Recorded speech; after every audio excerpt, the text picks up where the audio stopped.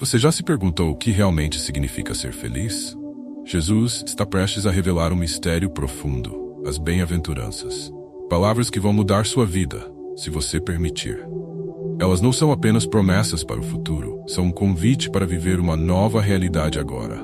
As palavras dele cortam o silêncio, e o que ele está prestes a compartilhar não é apenas um sermão, é um chamado à transformação. Hoje no De Fé em Fé, vamos nos unir e ouvir, mais uma vez, o que Jesus tem a nos dizer sobre o verdadeiro significado da felicidade. O que ele falou na montanha há 2000 anos continua a ecoar até hoje, convidando você e a mim um novo jeito de viver. Vamos mergulhar fundo nas bem-aventuranças e descobrir como esses ensinamentos podem revolucionar nossa forma de enxergar a vida, o mundo e a nossa relação com Deus. Bem-aventurados os pobres em espírito, porque deles é o reino dos céus.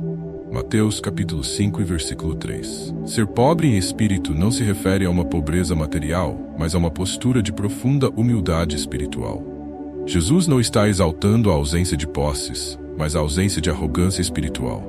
Ser pobre em espírito é reconhecer sua total dependência de Deus, admitindo que, por nós mesmos, não temos mérito ou virtude suficientes para entrar no reino dos céus. É a compreensão de que somos pecadores necessitados da graça divina. Os pobres em espírito sabem que todas as suas habilidades, conquistas e até sua bondade vêm de Deus, e não de si mesmos. Esta bem-aventurança subverte a lógica do mundo, onde o orgulho e a autossuficiência são frequentemente vistos como virtudes. Jesus nos convida a uma rendição total. O reino de Deus não pertence aos autossuficientes, mas àqueles que reconhecem que sem Deus não podem fazer nada. Ele pertence aos que vêm diante de Deus vazios, para que possam ser preenchidos. O que significa ser pobre em espírito em sua vida diária? Significa adotar uma postura de humildade radical, não apenas perante Deus, mas também perante os outros. Você é chamado a desistir de toda tentativa de impressionar as pessoas ou buscar valor nas suas realizações. Ser pobre em espírito envolve a disposição de admitir que não temos todas as respostas e que dependemos completamente da misericórdia de Deus. Ao vivermos dessa maneira, nos abrimos para as bênçãos do reino dos céus. Isso não é apenas uma promessa futura, mas uma realidade presente, onde experimentamos a presença de Deus em nossa fraqueza e vulnerabilidade.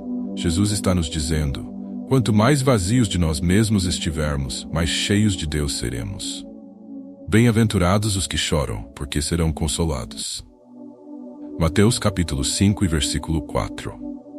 Este versículo não se refere apenas ao choro por circunstâncias difíceis, mas principalmente ao choro espiritual, um lamento pelas consequências do pecado em nossa vida e no mundo.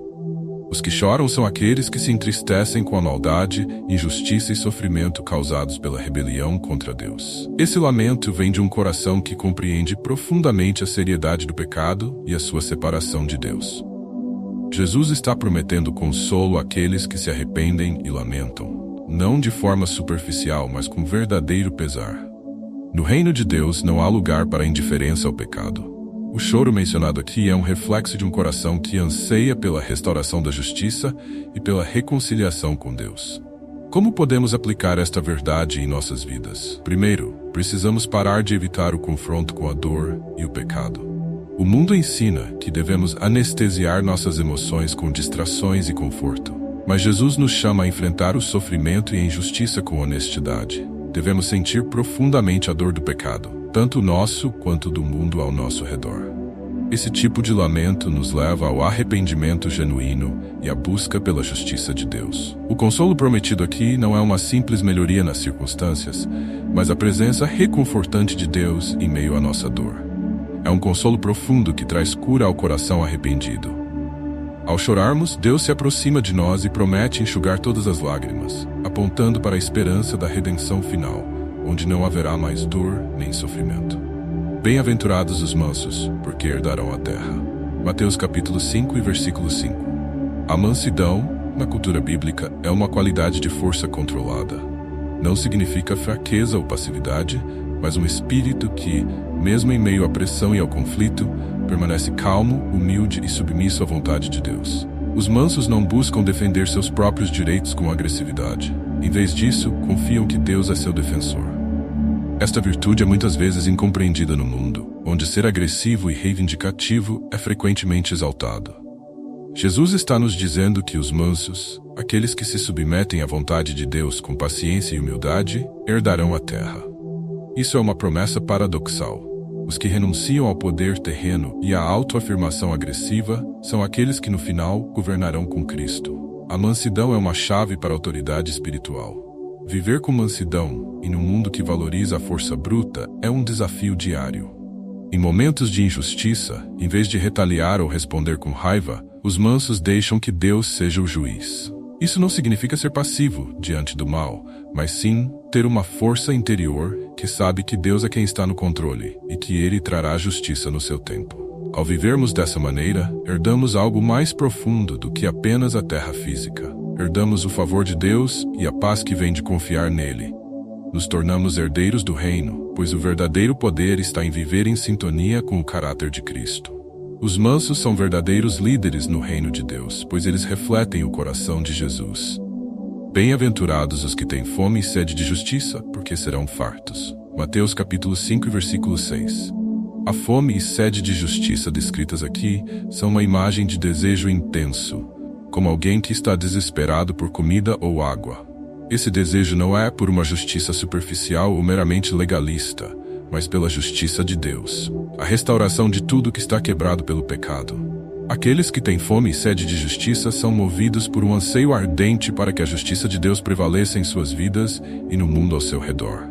Essa justiça começa internamente, em nossos corações, e se estende externamente, na forma como tratamos as pessoas e buscamos corrigir as injustiças ao nosso redor. Jesus promete que aqueles que buscam essa justiça com fervor serão satisfeitos, tanto agora através de uma vida transformada, quanto na plenitude do reino que está por vir. Em nossa vida, precisamos perguntar a nós mesmos: o que realmente desejamos?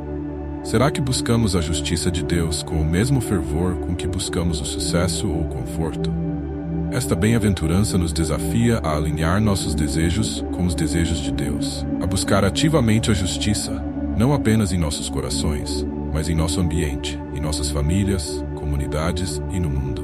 Buscar a justiça de Deus pode nos levar a desconfortos, pois significa confrontar nossos próprios pecados e as injustiças que permitimos ao nosso redor. Mas a promessa é clara: aqueles que buscam essa justiça com coração sincero serão plenamente satisfeitos. Essa satisfação não é apenas para o futuro, mas é experimentada agora, à medida que vemos o poder restaurador de Deus em ação. Bem-aventurados os misericordiosos, porque alcancem misericórdia. Mateus capítulo 5 e versículo 7. A misericórdia é uma qualidade central no caráter de Deus e por isso é esperada de seus filhos. Ser misericordioso não é apenas perdoar, mas também ser compassivo com os outros, especialmente com aqueles que nos ofenderam. É um ato de demonstrar a mesma graça que recebemos de Deus. A misericórdia não se limita ao perdão de pecados, mas inclui cuidar das necessidades dos outros, ajudar os fracos e estender a mão aos marginalizados. Jesus nos ensina que a misericórdia é recíproca. Aqueles que demonstram misericórdia receberão misericórdia. No reino de Deus, a medida que usamos para os outros será usada para nós. Quando escolhemos ser misericordiosos, abrimos nossos corações para receber ainda mais da misericórdia de Deus. Viver como uma pessoa misericordiosa exige coragem, pois a misericórdia frequentemente vai contra a nossa inclinação natural de exigir justiça imediata ou retaliação. Ao praticar a misericórdia, escolhemos abandonar o orgulho e a vingança em favor do perdão e da compaixão. Isso pode ser aplicado em muitas áreas da vida, perdoando alguém que nos feriu, ajudando aqueles que não têm como retribuir, ou simplesmente oferecendo apoio emocional a quem está passando por um momento difícil. Quando vivemos com misericórdia, refletimos o coração de Deus e nos tornamos agentes de cura em um mundo quebrado. Bem-aventurados os puros de coração, porque verão a Deus. Mateus capítulo 5 e versículo 8. Pureza de coração é muito mais do que manter a aparência externa de moralidade. Refere-se à pureza interna, ter motivações e intenções sinceras e livres de hipocrisia. Ser puro de coração significa que nossas ações e pensamentos estão completamente alinhados com a vontade de Deus. É viver uma vida íntegra, onde não há duplicidade nem engano. Os puros de coração são aqueles que não apenas evitam o pecado visível, mas também buscam eliminar tudo que corrompe seu relacionamento com Deus, incluindo pensamentos impuros, desejos egoístas e intenções maliciosas. A promessa é que aqueles que buscam essa pureza profunda verão a Deus, tanto em sua vida agora, através da intimidade espiritual, quanto no futuro, quando estiverem na sua presença na eternidade. Como podemos buscar essa pureza em nosso dia a dia? Primeiramente, exige um exame constante de nossas motivações. Por que fazemos o que fazemos? Estamos agindo para agradar a Deus ou para ganhar a aprovação dos outros? A pureza de coração nos chama a viver de forma autêntica, sem máscaras, tanto diante de Deus quanto diante dos outros. A recompensa para os puros de coração é extraordinária. Eles verão a Deus. Isso significa que experimentarão uma relação mais íntima com Ele, tendo uma clareza espiritual que poucos têm. Viver com um coração puro nos liberta das cadeias da hipocrisia e da falsidade e nos permite viver em liberdade diante de Deus. Bem-aventurados os pacificadores, porque serão chamados filhos de Deus. Mateus, capítulo 5 e versículo 9. Os pacificadores são aqueles que não apenas buscam a paz, mas trabalham ativamente para promover reconciliação, curar divisões e trazer harmonia onde há conflito. O conceito de paz bíblica vai além da ausência de guerra ou desentendimento. É a restauração plena de relacionamentos, tanto entre as pessoas quanto entre a humanidade e Deus. Os pacificadores refletem o caráter de Deus, que é o Deus da paz e da reconciliação. Jesus nos chama a ser agentes da paz, atuando como intermediários em conflitos e promovendo o bem-estar dos outros. A promessa é que os pacificadores serão chamados filhos de Deus, pois eles refletem o coração do Pai ao trazer cura e unidade para um mundo dividido. Ser um pacificador em nossa vida cotidiana não é fácil. Requer coragem para enfrentar conflitos de maneira sábia e humilde, e disposição para colocar os interesses dos outros acima dos nossos. O pacificador não foge de situações difíceis, mas entra nelas com o objetivo de restaurar a paz. Podemos aplicar isso em nossos relacionamentos pessoais, em nossa família, no trabalho e até na sociedade. Onde há brigas, rancores ou divisões, somos chamados a ser instrumentos de reconciliação, refletindo o coração de Deus para o mundo. Isso traz uma recompensa incrível: ser reconhecido como um verdadeiro filho de Deus. Bem-aventurados os perseguidos por causa da justiça, porque deles é o reino dos céus. Mateus capítulo 5 e versículo 10. Jesus reconhece que aqueles que vivem de acordo com a justiça de Deus inevitavelmente enfrentarão perseguição. O mundo, com seus valores contrários ao reino de Deus, muitas vezes reage com hostilidade àqueles que escolhem viver pela verdade divina.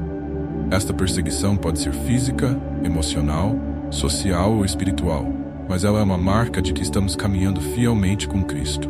Aqueles que sofrem por causa da justiça, por viverem os valores do reino, são abençoados.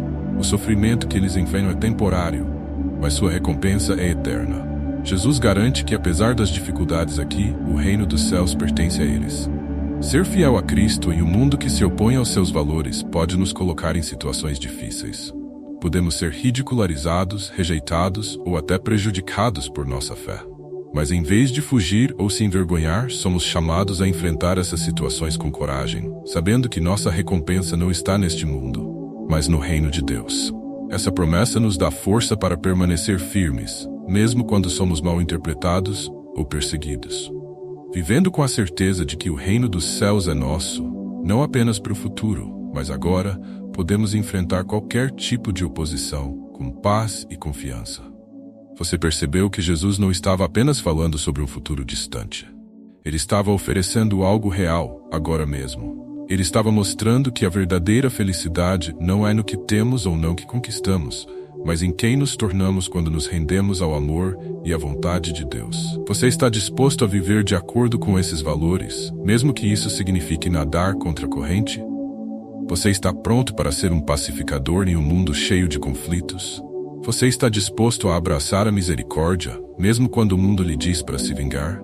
Você está preparado para ser pobre em espírito, lamentar o pecado e viver com um coração puro? Porque é isso que Jesus está pedindo.